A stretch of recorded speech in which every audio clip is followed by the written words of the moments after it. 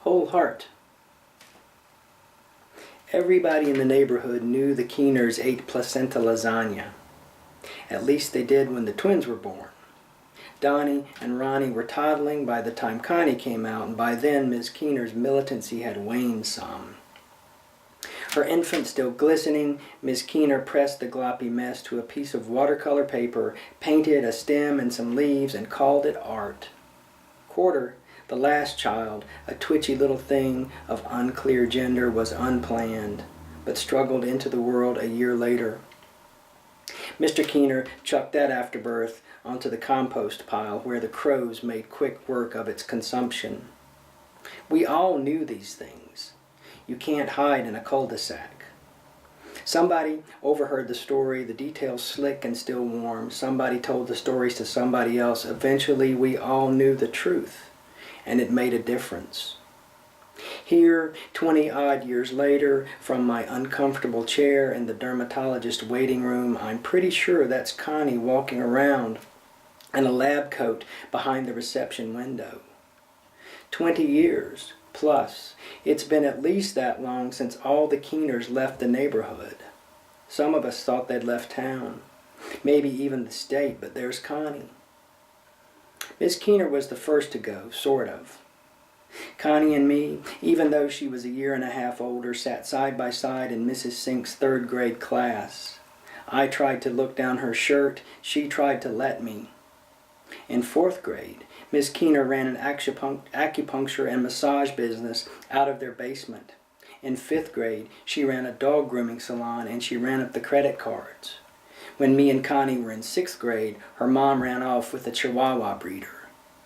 What'd he expect? I heard my mom say it more than once of Mr. Keener.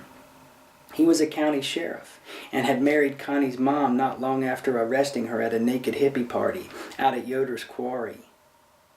Mr. Keener didn't like patchouli, and he didn't like me, or he didn't like Connie and me together.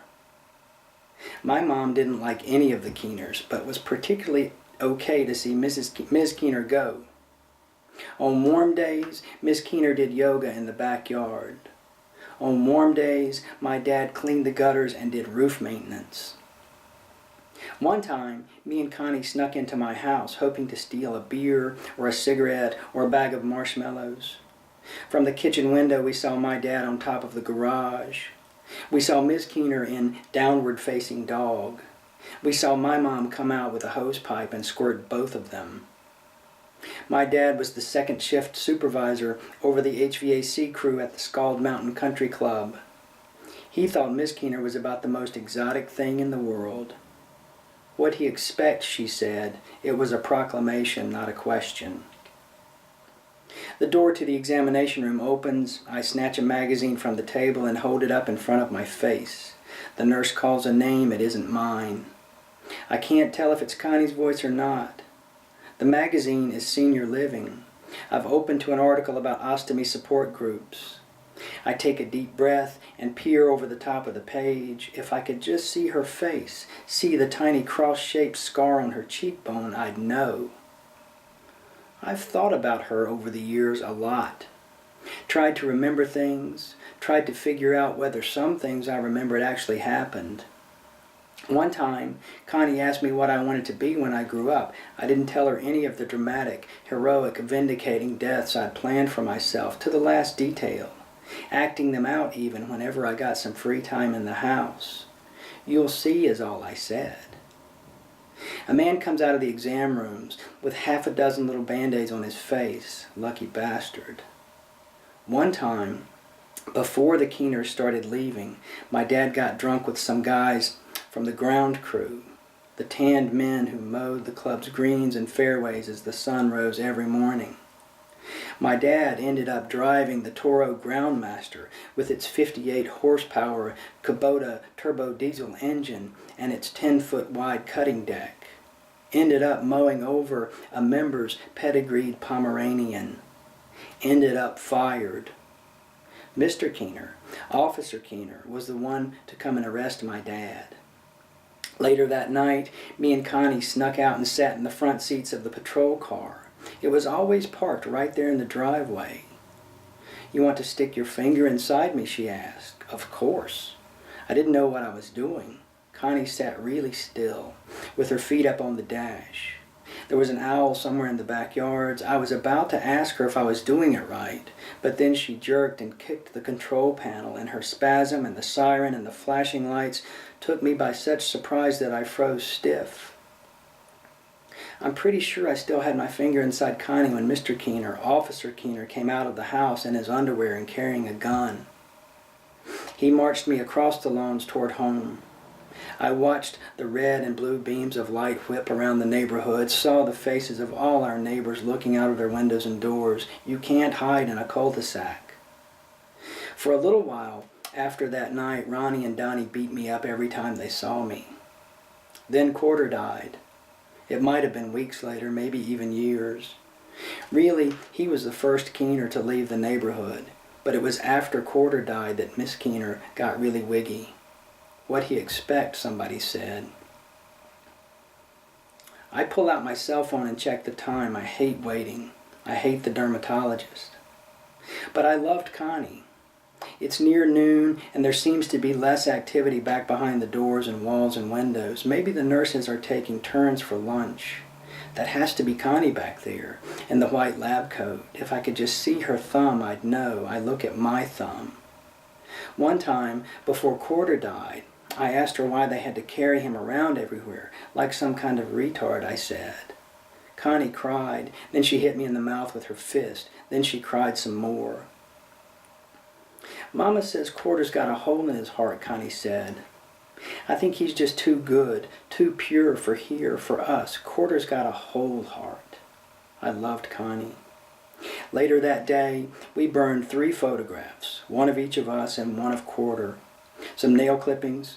We cut up a ballpoint pen, mixed the ink with the ashes and some spit. I got a sewing needle from my mom.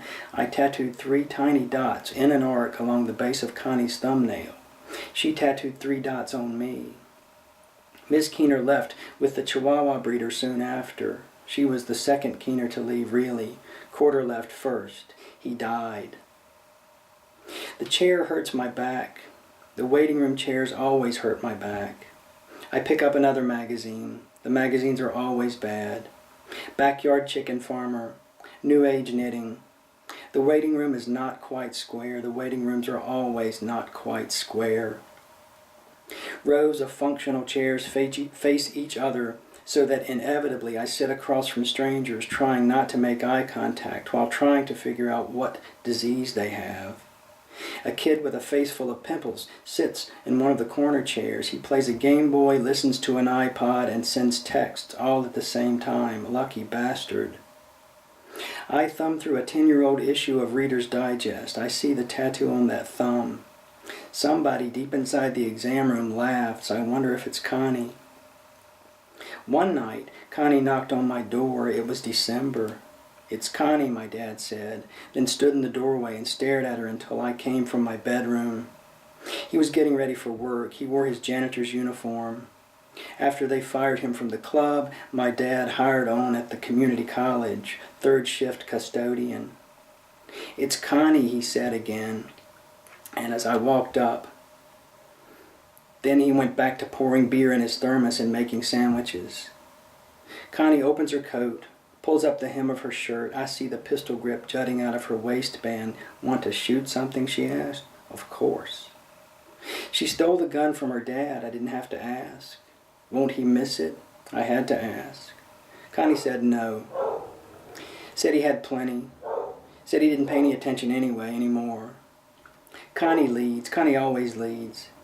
We go through the woods that ought to be familiar to me, but the cold winter night is tricky. I see some lights in the distance. "What is that?" I asked. "You'll see," Connie said. I saw the graveyard. We've been here before in the daylight.